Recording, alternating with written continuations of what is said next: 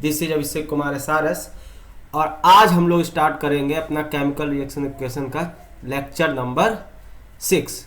तो देखो अभी तक हमने क्या क्या डिस्कस कर लिया था। हम लोग टाइप्स ऑफ रिएक्शन डिस्कस कर रहे थे, जिसमें हमने दो टाइप डिस्कस कर लिए थे, combination reaction and decomposition reaction. और डिकम्पोजिशन रिएक्शन के हमने टाइप्स भी डिस्कस कर लिए थे, जिनके 3 टाइप्स होते हैं, thermal decomposition, photo decomposition and electrolysis. Electrolysis में हमने वाटर के इलेक्ट्रोलिसिस की डिटेल में बात की थी। तो आज हम लोग जो बात करेंगे किसका? डिस्प्लेसमेंट रिएक्शन का। ये भी बहुत इंपॉर्टेंट रिएक्शन है, बहुत मजेदार रिएक्शन है। आज आराम से डिटेल में धीमे धीमे पढ़ाएंगे, आराम से पढ़िएगा, ठीक है। तो देखो इसमें होता क्या है, इन displacement reaction A more reactive element displaces A less reactive element from its compound generally salt solution. Basically होता क्या है, इसमें जो मोर रिएक्टिव एलिमेंट होता है वो लेस रिएक्टिव एलिमेंट को डिस्प्लेस करता है। जैसे यहां पे क्या है, मान लो आपके पास AB कंबाइन C, ठीक है। अब क्या करेगा, मान लो ये C आपका मोर रिएक्टिव है, क्या है? मोर रिएक्टिव मेटल है। कैसा है? मोर रिएक्टिव मेटल। और B आपका लेस रिएक्टिव मेटल है। अब क्या करेगा, ये आपका जो C है B को रिप्लेस कर देगा और जो हमारा प्रोडक्ट बनेगा AC प्लस B। डिस्प्लेस का मतलब ही क्या है, एक को डिस्प्लेस कर दे, ठीक है ना। तो यहां पे भी यही है, क्या करेंगे, ये आपका सॉल्ट सॉल्यूशन है। सॉल्ट सॉल्यूशन मतलब समझते हो, सॉल्ट मतलब जैसे NaCl, ठीक है। बेसिकली कैटायन और एनायन का कॉम्बिनेशन, ठीक है। कैटायन और एनायन से मिलकर जो बनता है उसको सॉल्ट, जनरली हम लोग सॉल्ट बोलते हैं, ठीक है। सॉल्ट बेसिकली मेटल और नॉन मेटल से बना हुआ, तो मेटल भी होगा। तो क्या करेगा, हमारे पास एक रिएक्टिव एलिमेंट होगा और सॉल्ट में एक लेस रिएक्टिव एलिमेंट होगा। तो ये रिएक्टिव एलिमेंट उस लेस रिएक्टिव को रिप्लेस कर देगा और उससे एक नया सब्सटेंस बनेगा, और जो लेस रिएक्टिव वाला है वो अलग हो जाएगा। नहीं समझे? कोई बात नहीं, अभी और समझाते हैं। देखो बात समझो यहाँ पे, when an iron rod is placed in blue colored aqueous solution of copper sulfate। मान लो ये आपका जो है, ठीक है, ये आपका ब्लू कलर का एक्वस सॉल्यूशन है। ब्लू कलर का एक्वस सॉल्यूशन, अच्छा ब्लू कलर का सॉल्यूशन होता किसका है? कॉपर सल्फेट का। पढ़ाए थे लास्ट टर्म पे, ठीक है, लास्ट लेक्चर में बताया था। कॉपर सल्फेट आपका कैसा होता है? ब्लू कलर का होता है। अब उसमें इन्होंने क्या डाला है? आयरन का नेल डाल दिया। क्या डाल दिया है? आयरन का नेल। आयरन का नेल मतलब आयरन का कील डाल दिया है। After some time it is found that the intensity of the blue colour of the solution slowly decreases. कुछ समय बाद देखा ये ब्लू कलर है, ये कम होता जा रहा है। क्या होता जा रहा है? इसका जो इंटेंसिटी है वो कम होता जा रहा है, ठीक है, धीरे धीरे।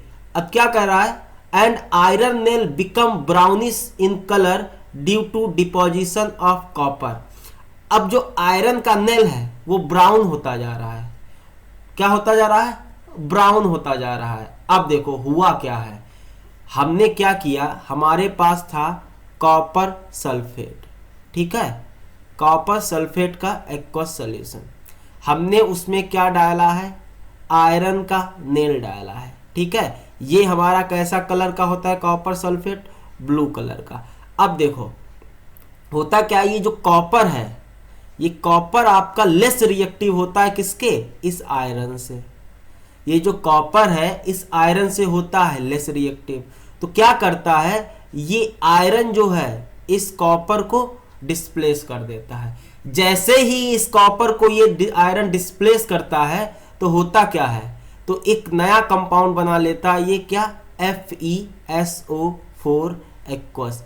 अब देखो ये बना लेता है क्या? आयरन सल्फेट, ठीक है, प्लस ये कॉपर आपका अलग हो गया तो प्लस बना लेता है कॉपर सॉलिड। तो देखते हैं एक ब्राउन कलर का सब्सटेंस या एक ब्राउन कलर का सॉलिड नीचे बैठने लगता है, ठीक है, और ये जो ब्लूइश कलर है ये चेंज होने लगता है। समझ में आया कि नहीं? पक्का?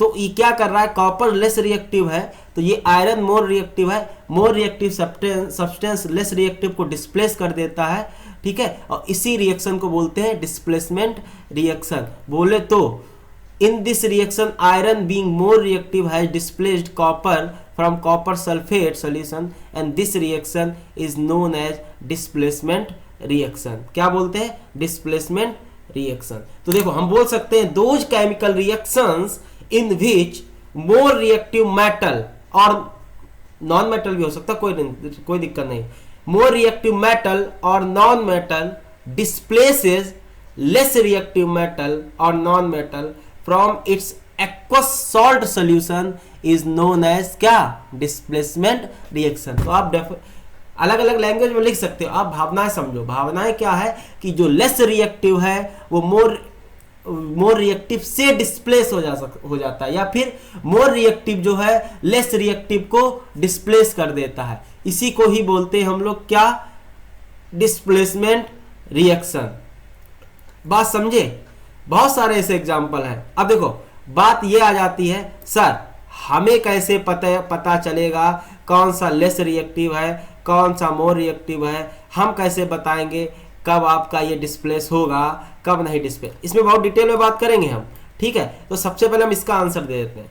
तो ये डिसाइड होता है किससे, एक एक्टिविटी सीरीज होती है। क्या होती है, एक एक्टिविटी सीरीज होती है, जिसमें बेसिकली जो आपके एलिमेंट्स होते हैं वो डिसेंडिंग ऑर्डर एक्टिविटी के लिखे जाते हैं। मतलब क्या बोलते हैं, जो सबसे ज्यादा होगा, सबसे ऊपर होगा उसकी रिएक्टिविटी सबसे ज्यादा होगी, जो सबसे नीचे होगा उसकी रिएक्टिविटी सबसे कम होगी। इसको बोलते हैं एक्टिविटी सीरीज। ये आप डिटेल में पढ़ोगे कहाँ, चैप्टर नंबर 3 में, मेटल एंड नॉन मेटल में।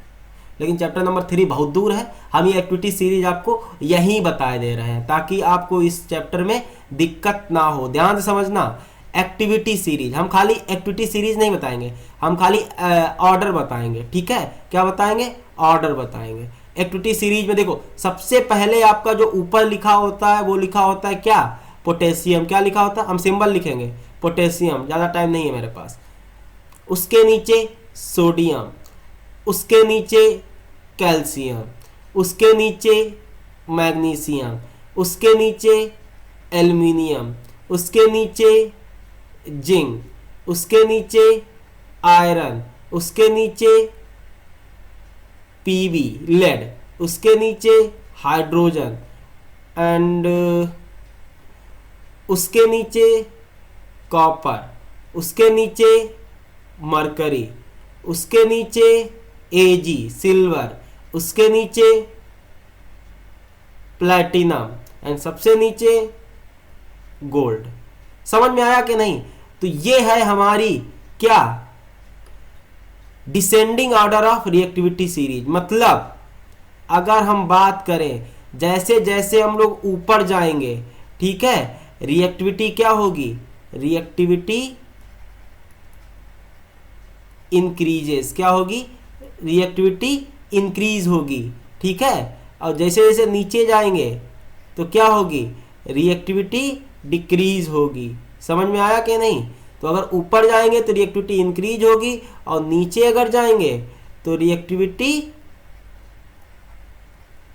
डिक्रीज होगी। समझ में आया कि नहीं। तो सबसे ज्यादा रिएक्टिव कौन होता है हमारा, पोटेशियम, उसके बाद सोडियम। तो देखो हम बात यहां कर रहे हैं, यहां देखो अगर हम लोग जिंक अगर किसी कंपाउंड में है, मान लो जिंक है और Fe के साथ रिएक्ट कराते हैं तो ये डिस्प्लेस इसको नहीं कर पाएगा, ठीक है। ये अपने से नीचे वाले जितने भी हैं सबको डिस्प्लेस कर देगा। सिमिलरली कॉपर अपने से ऊपर वालों को डिस्प्लेस नहीं कर पाएगा, अपने से नीचे वालों को डिस्प्लेस कर देगा। तो इसी को बोलते हैं activity series. The series of metals in which they are arranged vertically in order of decreasing reactivity from top to bottom is called क्या, एक्टिविटी सीरीज और रिएक्टिविटी सीरीज। इसको रिएक्टिविटी सीरीज भी बोलते हैं। ये आप डिटेल में पढ़ोगे चैप्टर नंबर 3 में। अभी हम आपको बता दे रहे हैं ताकि आप डिस्प्लेसमेंट रिएक्शन को और अच्छे से समझ पाओ, समझे। तो देखो जैसे मान लो और एग्जांपल समझते हैं। जैसे मान लो हमारे पास कॉपर सल्फेट है CuSO4, हमेशा एक्वस में होगा, ठीक है। और एक्वस कॉपर सल्फेट कैसा होता है, ब्लू कलर का। हमने एक मेटल लिया, कौन सा, मैग्नीशियम, ठीक है। मैग्नीशियम हमने कॉपर सल्फेट में मैग्नीशियम मेटल डाल दिया, तो क्या करेंगे, अब देखो मैग्नीशियम कॉपर सल्फेट से ऑब्वियस सी बात ऊपर है, देखो बहुत ऊपर है, यहाँ पे है, तो ये ज़्यादा रिएक्टिव हुआ मैग्नीशियम हुआ ज़्यादा रिएक्टिव किससे, कॉपर से। तो क्या करेगा, ये कॉपर को डिस्प्लेस कर देगा, और जो हमारा प्रोडक्ट बनेगा क्या, मैग्नीशियम सल्फेट MgSO4, क्या है MgSO4 एक्वस, और क्या बनेगा हमारा, कॉपर जो होगा वो नीचे बैठ जाएगा, सॉलिड कॉपर, और रेडिश ब्राउन कलर का कॉपर सॉलिड नीचे बैठ जाएगा। समझ में आया कि नहीं। देखो कॉपर सल्फेट आपका कैसा है, ब्लू कलर का, कैसा है, ब्लू कलर का, ठीक है। मैग्नीशियम आपका कैसा होता है, व्हाइट होता है, सिल्वरी व्हाइट होता है, ठीक है, सिल्वरी व्हाइट होता है। मैग्नीशियम सल्फेट, क्या है, ये है मैग्नीशियम सल्फेट, मैग्नीशियम सल्फेट ये क्या है, ये है आपका कैसा होता है, ये आपका कलरलेस होता है, क्या होता है, कलरलेस। तो ध्यान रखना, तो ब्लू कलर आपका चेंज हो रहा है कलरलेस में, ठीक है। और ये आपका कॉपर है, कैसा होगा ये, और आपका रेडिश ब्राउन कलर नीचे बैठ रहा है, कैसा, रेड ब्राउन कलर जो है वो नीचे बैठ रहा है। तो बेसिकली ये क्या, अब देखो ये किस किस का एग्जांपल होगा, ये बेसिकली एग्जांपल हो गया चेंज इन कलर का। कोई एग्जांपल लिखो, आप सीधे इसको लिख सकते हो, कोई दिक्कत नहीं, पूरा नंबर मिलेगा। देखो ना ब्लू कलर से कहाँ जा रहा है, ब्लू कलर से जा रहा है हमारा किसमें, कलरलेस में, तो ये भी तो चेंज इन कलर का भी तो एग्जांपल हो गया, और ये आपका डिस्प्लेसमेंट रिएक्शन का भी एग्जांपल हो गया। बात समझे कि नहीं, बहुत सारे एग्जांपल मैं लिखवाऊंगा, देखो एक एक करके बात करता हूँ, ठीक है। देखो ऐसे ही मान लो, देखो हमने हमने जिंक लिया, ठीक है, जिंक लिया, और जिंक को हमने उड़ेल दिया किसमें, जिंक को हमने उड़ेल दिया किसमें, FeSO4 के सॉल्यूशन में, ठीक है। आयरन सल्फेट या फिर फेरस सल्फेट, कुछ भी बोल सकते हैं इसको, वैसे रियल नाम इसका पता क्या, फेरस सल्फेट ही है, क्योंकि आयरन Fe2+ में भी होता है, Fe+3 में भी होता है। अब यहाँ पे Fe+2 में है, जब 2 में होता है तो अस लगाते हैं, जब 3 में होता है तो इक लगाते हैं। तो अगर इसका सही में नाम देखेंगे तो क्या होगा, वैसे बहुत सी बुक में इसमें आयरन सल्फेट भी लिखा है, लेकिन अगर सच में नाम जो एकदम करेक्ट है वो क्या है, फेरस सल्फेट, क्या है, फेरस सल्फेट।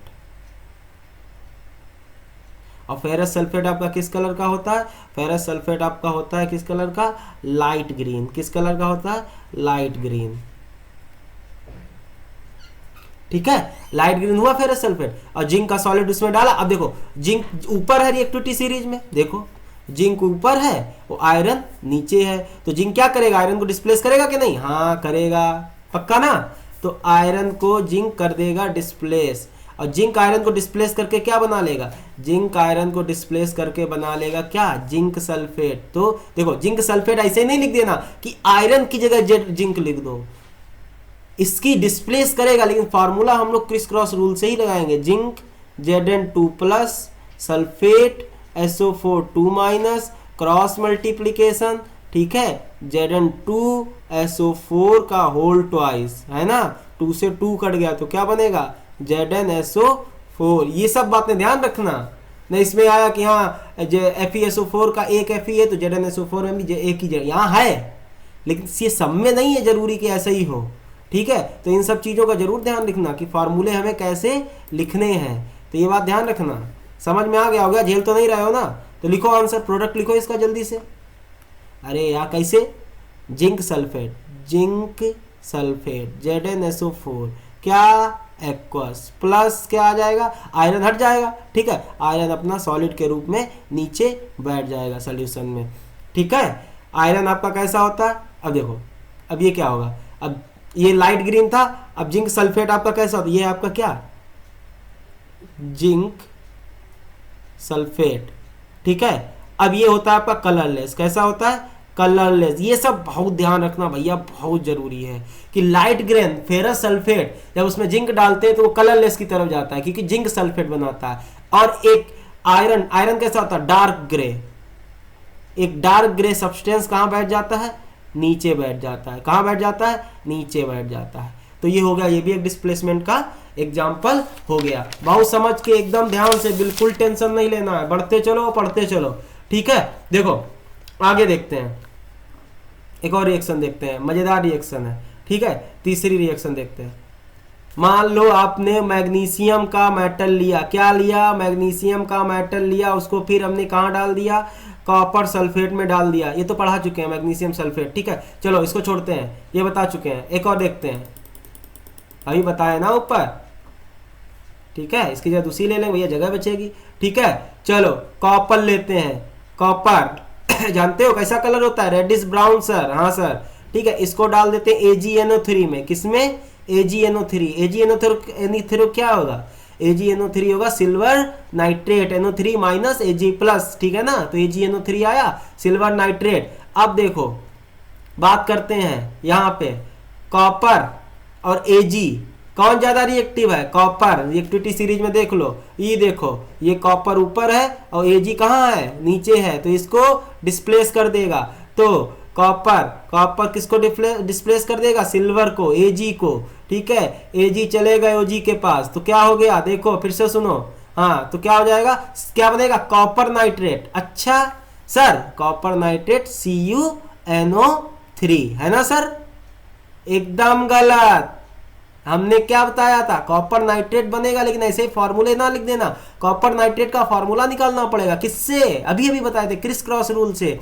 कॉपर क्या होगा यहाँ पे, Cu2 प्लस, क्या होगा, Cu2 plus, nitrate NO3 minus, है ना सर।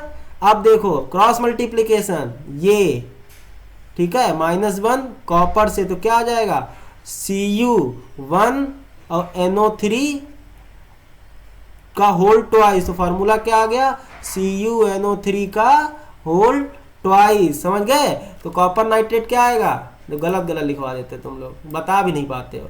ठीक है, तो कॉपर नाइट्रेट का क्या आएगा, CuNO3 का होल ट्वाइस। इसका नाम क्या है, कॉपर नाइट्रेट। बात समझे, ये भी कैसा सोल्यूशन है, एक्वस। देखो सब पानी में हो रहा है, एक्वस लिखना मत भूलना। प्लस क्या बचेगा, अब ये सिल्वर नीचे गिर जाएगा। ठीक है, ठीक है, तो क्या बचा, सिल्वर सॉलिड। देखो अच्छा सही है, हाँ सर एकदम बढ़िया। बेटा अभी कहाँ सही है, देखो रिएक्शन बैलेंस है कि नहीं, नहीं है। NO3 यहाँ पे 1 है, यहाँ पे कितने हैं, 2 हैं। बैलेंस करोगे कि नहीं करोगे, करो, हमेशा बैलेंस रिएक्शन लिखी जाएगी। तो यहाँ पे 2 है, यहाँ पे 1 है, तो 2 से मल्टीप्लाई करा दो, 2 AgNO3। सर अब बैलेंस हुई, नहीं, NO3 तो बैलेंस हो गया, Ag यहाँ पे 2 है, यहाँ पे 1 है, 2 Ag। अब बैलेंस हुआ, देखो हाँ सर अब बैलेंस लग रहा है, तो ये रिएक्शन हुई। तो ध्यान रखना, बैलेंस रिएक्शन फॉर्मूले कैसे लिखना है ये भी ध्यान रखना, ठीक है ना, पक्का। तो ये आपका क्या है, कॉपर है, ये क्या है आपका सिल्वर नाइट्रेट, क्या है सिल्वर नाइट्रेट। इसका कलर सर ये कलरलेस होता है, ठीक है सर, क्या कलरलेस, ओके। अब ये क्या है आपका कॉपर नाइट्रेट, क्या है copper nitrate. Sir copper nitrate का कलर, सर कॉपर नाइट्रेट का कलर जो होता है ब्लू कलर का होता है। तो कॉपर नाइट्रेट भी आपका कैसा होता है, ब्लू कलर का। और कॉपर सल्फेट भी आपका ब्लू कलर का। तो कॉपर का नाइट्रेट भी ब्लू होता है, कॉपर का सल्फेट भी ब्लू होता है, एकदम ध्यान रखिएगा, ठीक है।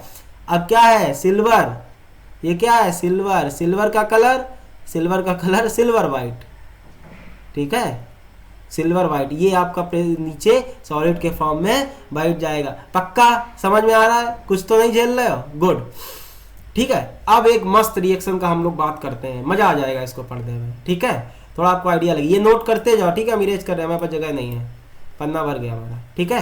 तो देखो, अरे यार बिगड़ नहीं रहा हमसे, ठीक है। तो देखो अब इसके बाद हम लोग एक और एग्जांपल, ये सब नोट कर लिया ना, नहीं नोट किया पॉज कर लेना, हम लोग इरेज कर रहे हैं, ठीक है। अरे अब देखो एक और रिएक्शन का बात करते हैं, चलो रिएक्शन देखो।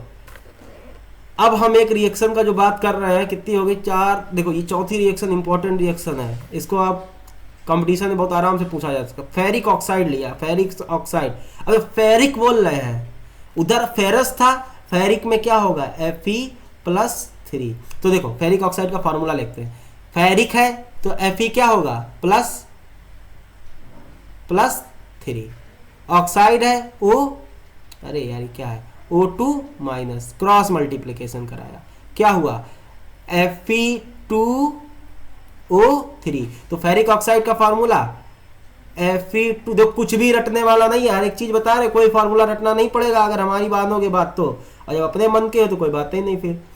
तो फेरिक सल्फेट लिया, फेरिक ऑक्साइड लिया हमने, ठीक है, उसको हमने क्या किया, एल्युमिनियम के साथ हीट किया। क्या किया, एल्युमिनियम के साथ हीट किया। क्या किया, हीट। ये डेल्टा साइन क्या बताता है, हीट किया। अब देखो बात समझो, यहां पे बात देखो, आयरन ज्यादा रिएक्टिव है कि एल्युमिनियम, सीरीज देखते हैं। सर एल्युमिनियम ऊपर है, आयरन नीचे है, तो कौन ज्यादा रिएक्टिव है, एल्युमिनियम। तो एल्युमिनियम क्या करेगा, यहां पे आयरन को रिप्लेस कर देगा। तो अब देखो फेरिक ऑक्साइड की जगह क्या बन जाएगा, एल्युमिनियम ऑक्साइड। एल्युमिनियम ऑक्साइड का फार्मूला देखते हैं, aluminium Al3+ oxide O2 minus, again cross multiplication, तो क्या हो जाएगा Al2O3। तो ये हो गया एल्युमिनियम ऑक्साइड का फार्मूला, किसका, एल्युमिनियम ऑक्साइड का। तो क्या हो गया Al2O3, ठीक है, क्या बन गया, एल्युमिनियम ऑक्साइड सॉलिड। अब यहाँ पानी नहीं है तो एल्युमिनियम, अब ये सॉलिड में ही हीट कर रहे हैं ना इनको, ठीक है। अच्छा अब क्या बनेगा, प्लस Fe, ठीक है, क्या बनेगा Fe। अब ये Fe मोल्टन होगा, कैसा होगा, मोल्टन। मोल्टन मतलब पिघला हुआ, मोल्टन मतलब पिघला हुआ, समझे कि नहीं। मोल्टन मतलब क्या होता है, पिघला हुआ। हमने बताया था मोल्टन NaCl लिया था, ठीक है। कौन सी रिएक्शन में बात कर रहे थे, मोल्टन NaCl लिया था और एक्वस NaCl लिया था। मोल्टन NaCl लिया था तो अलग प्रोडक्ट बना था, और एक्वस NaCl लिया था तो अलग प्रोडक्ट बना था। पढ़िएगा जाके, हमने बताया था, हम फिर नहीं बता पाएंगे, ठीक है, खुद पढ़ा करो। तो इधर देखो, अब यहाँ पे क्या है, मोल्टन आयरन है, और इसमें भाई साहब बहुत लार्ज अमाउंट में हीट निकलता है, बहुत लार्ज अमाउंट में। अगर बोला जाए तो इसका जो टेम्परेचर होता है 3000 डिग्री सेल्सियस होता है, सही बोल रहे हैं, 3000 डिग्री सेल्सियस होता है। और इस रिएक्शन का नाम पता क्या होता है, इस रिएक्शन का नाम होता है थर्माइट रिएक्शन। क्या होता है, थर्माइट रिएक्शन, इसीलिए बता रहे हैं। थर्माइट नाम सुना है ना, नहीं सुना, अच्छा थर्माइट वेल्डिंग का नाम सुना है, अरे थर्माइट वेल्डिंग लगाते हैं, लोहे वाले लोग करते हैं, ठीक है, इतनी बड़ी रॉड लेके, तो इसको थर्माइट वेल्डिंग भी बोलते हैं, ठीक है। इसमें होता क्या, अब बात समझो तुम। देखो मान लो दो लोहे ऐसे टूटे हैं, ठीक है, लोहा ऐसा टूटा है, अब उसमें क्या किया, उस हमने कस के, ठीक है, अब जो लोहा टूटा होता है उसको हमने एल्युमिनियम को क्या किया, कस के एल्युमिनियम को फेरिक ऑक्साइड के साथ गर्म कराना शुरू किया। तो ये क्या करता है, ये एल्युमिनियम आयरन को रिप्लेस कर देता है, एल्युमिनियम ऑक्साइड की मजबूत एल्युमिनियम ऑक्साइड बना लेता है, वहां पे एल्युमिनियम ऑक्साइड जमा हो जाता है, ठीक है। और क्या करता है, जो आयरन होता है इतना ज्यादा हीट निकलता है तो मोल्टन आयरन हमें वहां पे दिखाई पड़ता है, जिससे वो क्या करता है, हमारा जो टूटा हुआ चीज होता है वो जुड़ जाता है। क्या होता है, जुड़ जाता है, समझे कि नहीं। तो ये दोनों पाउडर फॉर्म में होता है, ऐसे थोड़ी लोहे का तुमने आयरन ऑक्साइड लिया, एल्युमिनियम का रॉड ले लिया, रॉड नहीं लेते, दोनों पाउडर्ड फॉर्म में होते हैं। समझ में आया कि नहीं। तो इसको बोलते, आगे और पढ़ोगे आप, लेकिन अभी हमने बता दिया थर्माइट रिएक्शन भी बेसिकली आपका एक एग्जांपल है किसका, डिस्प्लेसमेंट रिएक्शन का, और जिसमें खूब सारी लार्ज अमाउंट में हीट निकलती है, ठीक है। तो ये आपका क्या है,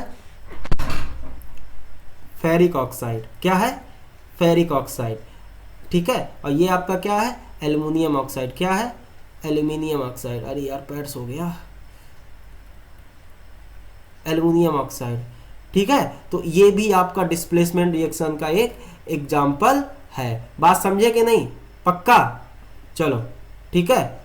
अब देखो और कुछ इसमें समझना है, और कुछ अगर ना समझ में आया, कोई दिक्कत आए तो हमसे आराम से कमेंट करके पूछ लेना। एग्जाम्पल एक ऐसे एग्जाम्पल है, आराम से आप किसी को एक क्या करेगा, दूसरे को डिस्प्लेस करेगा, कोई इतना बड़ा दिक्कत नहीं होगा। समझ में आया कि नहीं, पक्का। और करोगे, ला अच्छा और करा देते हैं, तुम लोग भी क्या याद रखोगे किस अमीर आदमी से पढ़ा था, ठीक है। तो देखो और देखते हैं, और देख लो। अच्छा तुम मान लो हमने एल्युमिनियम लिया, ठीक है, एल्युमिनियम को हमने क्या किया, फेरस सल्फेट के साथ रिएक्ट किया, ठीक है, एक्वस फॉर्म में, अभी क्या बनेगा, अभी ऑब्वियस सी बात है, अभी बात कर रहे थे कि एल्युमिनियम ज़्यादा रिएक्टिव है किसके, आयरन से, तो क्या बना लेगा एल्युमिनियम सल्फेट, और एल्युमिनियम सल्फेट का फार्मूला निकालिएगा, ऐसे मत लिख दीजिएगा, तो निकालोगे तो Al2SO4 का होल थ्राइस बनेगा, ठीक है, समझे कि नहीं, प्लस क्या बनेगा आपका आयरन बनेगा। रिएक्शन बैलेंस नहीं है, बैलेंस करवाओ, जब इसको बैलेंस करवा के लिखोगे तो 3Fe आएगा, ठीक है, ये भी आपका 3Fe आएगा, और ये आपका 2Al होगा, ये सॉलिड है, ठीक है, ये आपका अगेन लाइट ग्रीन है। एल्युमिनियम सल्फेट आपका कलरलेस होता है, ये आपका क्या है एल्युमिनियम सल्फेट, क्या है आपका कलरलेस, क्या है कलरलेस, ठीक है ना। तो ऐसे आप लोग बहुत सारे एग्जांपल देख सकते हैं। ऐसे आप मान लो कॉपर ऑक्साइड, ठीक है, कॉपर ऑक्साइड को आप के पाउडर को आप मैग्नीशियम के पाउडर के साथ गर्म करो, ठीक है, अगेन मैग्नीशियम कॉपर से ज़्यादा रिएक्टिव है तो क्या बना लेगा मैग्नीशियम ऑक्साइड बना लेगा, ठीक है, और कॉपर आपका अलग हो जाएगा। तो ये भी एक एग्जांपल हो गया, ठीक है। ऐसे आप बैलेंस है देख लो, हाँ सर बैलेंस दिख तो रही है, ठीक है, और देख सकते हो आप, ठीक है। अब आप जिंक ले लो, जिंक सॉलिड को आप गर्म करा दो किसके, रिएक्शन करा दो किसके साथ 2HCl के HCl के साथ, HCl के एक्वस सॉल्यूशन के साथ, तो क्या करेगा अगेन हाइड्रोजन ज़्यादा कम रिएक्टिव है जिंक से, तो जिंक क्या करेगा हाइड्रोजन को रिप्लेस कर देगा, क्या बना रहे हैं जिंक क्लोराइड। अब देखो जिंक क्लोराइड का फार्मूला सर ZnCl, नहीं ZnCl नहीं होगा, देख लो चेक कर लो, जिंक 2+ है, Cl-1 है, क्रॉस मल्टीप्लाई कराओगे तो क्या बन जाएगा जिंक 1Cl2, तो क्या हो गया ZnCl2। इसका फार्मूला क्या होगा, इसका फार्मूला होगा ZnCl2 aqueous plus hydrogen gas, ठीक है। तो ये भी एक डिस्प्लेसमेंट रिएक्शन का हो गया। बैलेंस है क्या, बैलेंस तो नहीं दिख रहा, इधर 2 Cl है 2 हाइड्रोजन है, तो इसको 2 से मल्टीप्लाई, अब बैलेंस है। तो ये आपके सब क्या है, ये आपके डिस्प्लेसमेंट रिएक्शन के एग्जांपल है, क्या है आपके डिस्प्लेसमेंट रिएक्शन के एग्जांपल है। सब समझ गए होगे ना ओवरऑल पूरा। चलो अब हम लोग आगे बढ़ते हैं, किसके ऊपर करेंगे, क्या डबल डिस्प्लेसमेंट रिएक्शन का। ये हमारी जो मेन कैटेगरी है, ठीक है, उनमें ये लास्ट टाइप है, चौथा टाइप है, ठीक है, डबल डिस्प्लेसमेंट रिएक्शन। तो देखो इसमें समझ में आया, ये डिस्प्लेसमेंट का ही बड़ा भाई है, ठीक है। इसमें एक्सचेंज होता है, इसमें एक की जगह दूसरी लेता है तो दूसरी की जगह वो दूसरी लेता है। उसमें क्या होता है, देखो पहले बात समझो, पहले लिखा क्या ये समझो, फिर अभी एग्जांपल में तो हम सब समझा ही देंगे। In these reactions two compounds react by exchange of ions to form new compounds. Exchange by ions जरा समझो, जैसे हमारे पास ये है कोई, ठीक है, मान लो ये है A, B, C और D से मिलके कोई कंपाउंड बन रहा है, ठीक है। तो अब देखो प्रोडक्ट क्या बनेगा, अगर C इसको डिस्प्लेस करेगा तो ये इसको एक्सचेंज करेगा, ये इसको एक्सचेंज करेगा, तो बात क्या हो जाएगा, A C के साथ कंबाइन कर जाएगा तो B D के साथ कंबाइन कर जाएगा। यही हो गया आपका डबल डिस्प्लेसमेंट रिएक्शन। जैसे देख लो ये आपके देखो शेडेड वाले कंपाउंड है, ये देखो, तो ये क्या हुआ, एक जो कंपाउंड है ये इसके जगह आ गया और ये इसकी जगह आ गया कि नहीं। तो देखो हमारा क्या बने, दो नए कंपाउंड बन गए। In these reaction generally precipitation occurs. Precipitation reaction का मतलब पहले समझो, अभी हम डिटेल में अलग से ही बात कर लेंगे। प्रेसिपिटेशन रिएक्शन का मतलब होता है जब दो कंपाउंड आपस में रिएक्ट करते हैं, जब दोनों सॉल्यूशन आपस में रिएक्ट करते हैं तो एक क्या होता है, एक दो कंपाउंड बनते हैं ना, एक क्या होता है सॉलिड के फॉर्म में नीचे बैठ जाता है। समझ में आया, रिएक्शन में ही अभी तो दोनों में कोई सॉलिड नहीं है, जैसे ही दोनों को मिलाते हैं तो नए कंपाउंड बनते हैं, एक सॉलिड के रूप में नीचे बैठ जाता है। तो अब देखो इन दोनों में क्या होगा, कोई एक जो होगा वो सॉलिड के, मान लो ये सॉलिड के रूप में नीचे बैठ जाएगा। हम एग्जांपल से समझाते ज्यादा अच्छा समझ में आएगा। देखो अब इधर देखो ये एग्जांपल देखो, on mixing sodium sulphate Na2SO4 होता है, सोडियम सल्फेट का सोल्यूशन लिया और बेरियम क्लोराइड के सोल्यूशन के साथ मिलाया। ये देखो ये सोडियम सल्फेट का एक्वस सोल्यूशन है, ये बेरियम क्लोराइड का एक्वस सॉल्यूशन है, दोनों को मिलाया। अब हुआ क्या, देखो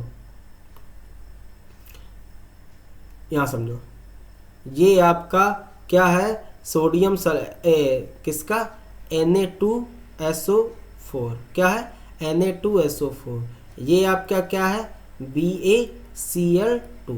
इनको दोनों को हमने कहाँ मिलाया, एक पानी में मिला दिया, ठीक है, दोनों का सॉल्यूशन को, भाई दोनों का सॉल्यूशन है, हमने एक में मिला दिया। तो जरा देखो बात समझो, ठीक है। तो अगर इसको आयनिक के फॉर्म में लिखें, जब ये पानी में होगा तो किस फॉर्म में होगा, 2Na+ के फॉर्म में, भाई Na+2 है, और SO4 2- के फॉर्म में, बात समझो, ठीक है। सिमिलरली BaCl2 को मिलाएंगे तो ये किस फॉर्म में होगा, Ba2+ और 2Cl-। ऐसा ही ना होगा भाई, ये जब आयनिक ये जो सॉल्ट होते हैं, आयनिक कंपाउंड होते हैं, ये वाटर में अपने आयंस में ब्रेक हो जाते हैं, तो इसी के फॉर्म में होगा ना। अब देखो, अब ये क्या करेगा, बेरियम क्या करेगा BaSO4 बना लिया, बेरियम क्या करेगा, सोडियम को डिस्प्लेस कर देगा और ये सल्फेट के साथ कंबाइन कर जाएगा, ठीक है। तो ये दोनों आपस में कंबाइन कर जाएंगे, ठीक है, कंपाउंड बना लेंगे क्या, Ba2+ है, SO4 2- है, क्रॉस मल्टीप्लाई कराएंगे तो क्या बना लेगा, बेरियम सल्फेट। ऐसे ही आपका NaCl ये कंबाइन कर जाएगा, ठीक है, क्या बना लेगा, Na+Cl-, तो क्या बन गया, Na+Cl- क्या बना लिया, NaCl, सोडियम क्लोराइड, ठीक है। अब जो आपका बेरियम सल्फेट होता है, ये वाटर में सॉल्युबल नहीं होता है भाई, तभी ना नीचे बैठा। तो बेरियम सल्फेट वाटर में सॉल्युबल नहीं होता है, ये सॉलिड बनके, जैसे मिट्टी नहीं होती है, सॉल्युबल नहीं है, ठीक है। इसमें बस ये अंतर है, बेरियम सल्फेट रिएक्शन में बनता है और ये सॉलिड के फॉर्म में नीचे बैठ जाता है, ठीक है। जैसे मान लो हमने पानी में बालू मिलाई, सर ये भी तो प्रेसिपिटेट फॉर्म होके नीचे बैठ, अरे पगले वो तो मिला ही दिया है, वो तो इनसॉल्युबल है ही, वो तो नीचे बैठेगा ही। हमने क्या किए, दो सॉल्युबल सॉल्यूशन लिए थे, Na2SO4 और BaCl2, तब उनको आपस में रिएक्ट कराया तो एक नया कंपाउंड बना जिसका नाम बेरियम सल्फेट, वो इनसॉल्युबल है, वो नीचे बैठा। इस रिएक्शन को हम लोग बोलेंगे प्रेसिपिटेशन रिएक्शन, ठीक है। बेसिकली मेन ये डबल डिस्प्लेसमेंट रिएक्शन है, इनको प्रेसिपिटेशन रिएक्शन भी बोलते हैं कि जनरली इसमें प्रेसिपिटेट फॉर्म होता है। बात समझ गए, पक्का ना, एकदम क्लियर। तो ये है आपका बेरियम सल्फेट, ये सॉलिड नीचे बैठ जाएगा, इसका कलर होता है वाइट। क्या कलर होता है इसका, बेरियम सल्फेट का जो प्रेसिपिटेट का कलर होता है वाइट कलर का होता है, याद रखना। और NaCl तो आपका वाटर में सोल्यूबल होता है, तो ये NaCl सोल्यूशन हो गया। इसको बैलेंस कराया है, देखो तभी तो 2NaCl आया है। बात समझे कि नहीं।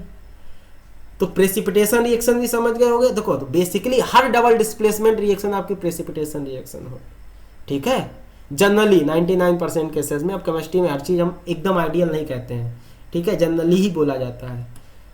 अगला एग्जांपल देख लो, अगला एग्जांपल क्या कह रहा है, अगला एग्जांपल कह रहा है ऑन मिक्सिंग, क्या, on mixing silver nitrate solution with sodium chloride solution white precipitate of AgCl form. ऐसे ही सिल्वर नाइट्रेट का NaCl का साथ मिलाया तो एक नया ऐसे ही मिलाएंगे उसको भी, जैसे इनको मिलाया, आप लोग मिला के देखिएगा तो हमारा दो नए कंपाउंड बनते हैं, एक AgCl बनता है, एक सोडियम नाइट्रेट बनता है। जो AgCl होता है अगेन वो वाटर इनसॉल्युबल होता है, और कैसा होता है, वाइट कलर का AgCl भी होता है, सिल्वर क्लोराइड भी आपका कैसा होता है, वाइट कलर का होता है, और ये भी नीचे बैठ जाता है, सिल्वर क्लोराइड का वाइट प्रेसिपिटेट। और प्रेसिपिटेट का जो नीचे बैठता है उसका ऐसे साइन लगाते हैं, डाउन एरो मतलब प्रेसिपिटेट मतलब सॉलिड बैठ रहा है, और अप एरो मतलब हम लोग क्या बताते हैं, गैस कोई निकल रही है। बात समझे। तो ये आपका डबल डिस्प्लेसमेंट का एग्जांपल हो गया, ठीक है। एक और एग्जांपल है वेन लेड नाइट्रेट का फार्मूला होता है PbNO3 का होल ट्वाइस। कैसे, लेड होता है आपका Pb2+, ठीक है, नाइट्रेट क्या होता है NO3-1, ठीक है। तो Pb का इससे मल्टीप्लाई कराएंगे 1 से, NO3 का 2 से कराएंगे तो क्या हो जाएगा PbNO3 का होल ट्वाइस। ठीक है, देखो हम हर लेक्चर में क्रिस क्रॉस रूल जरूर बताते हैं, जिसको नहीं आता होगा आ गया होगा। तुम्हें इसका इंपॉर्टेंस समझ में आ रहा है कि नहीं? याद नहीं करने पड़ेंगे फार्मूले, नहीं तो रटते रहिएगा, झेलते रहिएगा, समझ में नहीं आएगा कुछ। हम बता रहे हैं, कथा ऐसा चलेगा। वैसे भी आदत तो पड़ी गया होगा इसे देखते रहने का। कॉपी पेन लेके कर रहे हो ना, हर चीज नोट कर रहे हो ना। अगर नोट नहीं कर रहे तो झेलते रहोगे। तो देखो लेड नाइट्रेट सोल्यूशन एडेड हुआ पोटेशियम आयोडाइड, पोटेशियम आयोडाइड के प्लस आई माइनस, तो इसका फार्मूला क्या आ जाएगा? के आई। ठीक है, पोटेशियम आयोडाइड, तो ये हो गया आपका पोटेशियम आयोडाइड का एक्वा सोल्यूशन, ये हो गया आपका लेड नाइट्रेट का एक्वा सोल्यूशन। दोनों को मिलाया, फिर ऐसे ही आपका क्या बनेगा? लेड आयोडाइड बनेगा PbI2। ठीक है, और पोटेशियम नाइट्रेट का सोल्यूशन बनेगा। ठीक है, लेड I2, अब ये PbI2 कैसा येलो प्रेसिपिटेट होता है, लेड आयोडाइड का येलो प्रेसिपिटेट होता है। कैसा कलर का होता है? येलो प्रेसिपिटेट का, येलो कलर का प्रेसिपिटेट होता है। इसको देखो यहाँ पे इन्होंने सॉलिड लिख दिया, सॉलिड भी लिख सकते हैं, डाउन एरो भी लिख सकते हैं, दोनों आपका सही है। देखो फिर से हम समझा दे रहे हैं, इसको भी जरा फिर से समझा देने की कोशिश कर रहे हैं भाई। ठीक है, वैसे खुद करने का आप कोशिश किया करो। देखो क्या होगा, इधर देखो हमारे पास क्या है सॉल्यूशन में। ठीक है, हमने क्या डाल दिया? हमने डाल दिया के आई का सॉल्यूशन, तो के किस में टूट जाएगा? के प्लस और आई माइनस में। ठीक है, और दूसरा हमारा काय का सॉल्यूशन है? दूसरा हमारा सॉल्यूशन है PbNO3 का होल ट्वाइस, लेड नाइट्रेट का। Pb किस में टूटेगा? Pb2 प्लस में, और ये किस में टूटेगा? NO3 माइनस में। ठीक है, पक्का? अब देखो, अब ये इससे साथ कंबाइन कर लेगा, डिस्प्लेस कर देगा, ये इसको रिप्लेस कर दिया। मतलब क्या किया? Pb ने इसको रिप्लेस कर दिया। ठीक है, इसने इसको रिप्लेस कर दिया। तो इस तरह के NO3 के साथ कंबाइन करेगा तो पोटेशियम नाइट्रेट बनाएगा, PbI के साथ कंबाइन करेगा तो वो लेड आयोडाइड बनाएगा। तो Pb2 प्लस है, तो लेड आयोडाइड का formula Pb2 plus I minus, तो क्या आ जाएगा? PbI2 lead iodide. ये होता है येलो कलर का वाइट प्रेसिपिटेट, येलो कलर का। ऐसे ही K प्लस NO3 माइनस, तो क्या आ जाएगा? KNO3 लेड पोटेशियम नाइट्रेट का सॉल्यूशन। समझ में आ रहा है कि नहीं? पक्का? ओके, देखो अब एक और एग्जांपल दिया, ये भी समझ लो जब दिया है। ये आपका दिया गया मीथेन, मीथेन का फार्मूला होता है CH4। ठीक है, अब क्या किया? CH4 का सनलाइट की प्रेजेंस में जब क्लोरीन गैस के साथ रिएक्शन कराते हैं, क्लोरीन गैस, देखो अभी होता क्या है, मान लो CH3 और एक H हमने इस तरह लिख दिया, ये आपका बेसिकली CH4 ही है। ठीक है, हम आपको समझाने के लिए लिखवा रहे हैं। ठीक है, अब आपका Cl2, तो Cl आपका ऐसे, दो Cl है ऐसे जुड़े होंगे। अब यहाँ हुआ क्या? एक Cl ने एक हाइड्रोजन को रिप्लेस कर दिया। ठीक है, तो आपका अब क्या हो जाएगा? CH3Cl प्लस, अब ये HCl के साथ कंबाइन हो जाएगा प्लस HCl। तो ये वही रिएक्शन है, इसको मिथाइल क्लोराइड और मीथेन बोलते हैं। नाम आम तो हम आपको पता चल जाएगा। और इसका मीथेन का फार्मूला CH4 होता है और इसको बोलते हैं मिथाइल क्लोराइड। ठीक है, ये ऑर्गेनिक कंपाउंड है, तो ये जब ऑर्गेनिक केमिस्ट्री हम पढ़ाएंगे चैप्टर 4 में तब आपको नाम हम बताएंगे। लेकिन बेसिकली ये भी आपका डबल डिस्प्लेसमेंट का एग्जाम्पल है। अब देखो जनरली प्रेसिपिटेट बनता है, इसमें प्रेसिपिटेट नहीं बन रहा है। समझ में आ रहा है कि नहीं? तो ऐसा कोई जरूरी नहीं है। ठीक है, पक्का? तो आई थिंक ये पूरा लेक्चर समझ में आया होगा। ठीक है, चलो एक क्वेश्चन दिया गया तो कर ही लेते हैं। इसी तरह क्वेश्चन एग्जाम में आएंगे। वो सर बताओ टाइप ऑफ रिएक्शन, ए है बी है, ए दोनों कंबाइन होके क्या बना रहे हैं? एक नया कंपाउंड बना रहे हैं, इसको क्या बोलेंगे? Combination reaction. ले कॉम्बिनेशन रिएक्शन। H2O है, दो कंपाउंड में टूट रहा है, इसको क्या बोलेंगे? Decomposition reaction. देखो कितना हलवा है ना, हलवा। HCl Na2SO4 के साथ कंबाइन करा रहा है तो दो कंपाउंड बन रहा है, H2SO4 और NaCl। देख लो ये क्या होगा? Na इसके साथ कंबाइन कर रहा है, हाइड्रोजन सल्फेट के साथ कंबाइन कर रहा है। ये क्या है? ऊपर वाली रिएक्शन क्या है? Double displacement reaction. क्या है? Double displacement reaction. तो ध्यान रखना, आपकी हर double displacement reaction precipitation reaction नहीं होती है। जनरली होती है 90% केसेस में, लेकिन हर नहीं होती है। हर मतलब एवरी। ठीक है ना, बात समझ रहे हो ना? तो ये हमारा आज का लेक्चर हुआ है। तो ना मेनली आपकी जो 4 टाइप की रिएक्शन होती हैं वो खत्म हो गई। कौन कौन सी? सबसे पहले कॉम्बिनेशन रिएक्शन, जिसमें एक से ज्यादा कंपाउंड कंबाइन करके एक कंपाउंड बनाते हैं, एक सब्सटेंस बनाते हैं। फिर डिकम्पोजिशन रिएक्शन, जिसमें एक कंपाउंड टूट के एक से ज्यादा कंपाउंड बनाता है, रिएक्टेंट बनाता है। ठीक है, ये 3 टाइप की होती हैं। कौन सी? थर्मल डिकम्पोजिशन और फोटो डिकम्पोजिशन और इलेक्ट्रोलिसिस। फिर आती है आपकी डबल डिस्प्लेसमेंट रिएक्शन, जिसमें क्या होता है, एक सब्सटेंस एक कंपाउंड में से एक पर्टिकुलर एलिमेंट डिस्प्लेस करके नया सब्सटेंस बनाती है, इसको बोलते हैं डिस्प्लेसमेंट रिएक्शन। इसमें क्या होता है, जो लो रिएक्टिव वाला होता है वो डिस्प्लेस हो जाता है हाई रिएक्टिव वाले एलिमेंट से। इसको हम लोग कैसे डिसाइड करते हैं, रिएक्टिविटी सीरीज देख लेते हैं, वो हमने बनवा दी, वहां से देख लेना। ठीक है, लास्ट आती है आपकी कौन सी रिएक्शन? Double displacement reaction. इसमें क्या होता है, एक्सचेंज हो जाता है आयंस का। ठीक है, जो सॉल्ट के आयंस होते हैं वो एक्सचेंज हो जाते हैं, इनको हम लोग डबल डिस्प्लेसमेंट रिएक्शन बोलते हैं। तो आई थिंक आपको ये चारों टाइप क्लियर हो गए होंगे। अब आप अपने क्वेश्चंस लगाना स्टार्ट कर सकते हैं। अब आपका जो मेन टॉपिक में पता क्या बचा है, रिडॉक्स रिएक्शंस जो मेन बचा है। बाकी छोटे छोटे टाइप है, exothermic reaction, endothermic reaction, neutralisation reaction, ये सब हम बता देंगे। ठीक है, ये सब आपको ऑलरेडी पता भी है, नहीं पता होगी तो अभी डिटेल में इनसे बात कर लेंगे। पक्का समझे कि नहीं? ठीक है, तो ज़्यादा से ज़्यादा 1 लेक्चर लगेगा और बहुत ज़्यादा लगेगा तो 1.5 लेक्चर लगेगा, नहीं 1.25-2 लेक्चर में तो हम पूरा कर ही देंगे। ठीक है ना? तो आराम से, अब ये चैप्टर लगभग आखिरी की तरफ है, अब आराम से अपने बुक से जो भी क्वेश्चंस है, जो भी रेफरेंस बुक है, जो भी कंपटीशन के आपके पास मटेरियल है, आप आराम से सॉल्व करना स्टार्ट करो। ठीक है, पक्का? और घर पे रहो, पढ़ते रहो, और कुछ भी समझ में ना आया बताओ जरूर। ठीक है, जेल गए हो तो भी बताओ। ठीक है, थैंक यू क्लास।